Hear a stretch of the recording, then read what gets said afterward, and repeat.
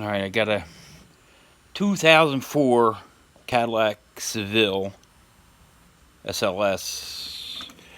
I'm sure people are familiar with this guy. That costs a fortune. So, of course, I didn't want to put out the money to buy a new one. So what I did was, I took it apart, and if you see these connections in here,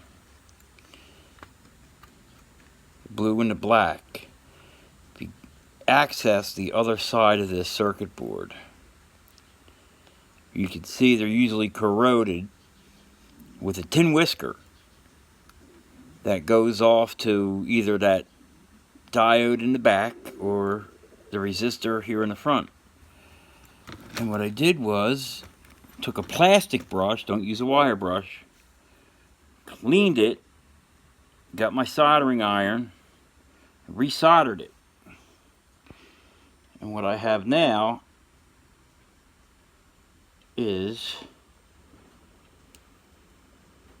come on, what I have now is a light that functions. So now I can get my car inspected. Ain't that pretty?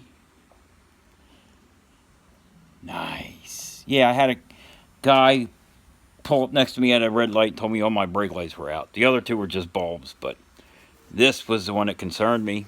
Well, it's fixed now. Clean those connections.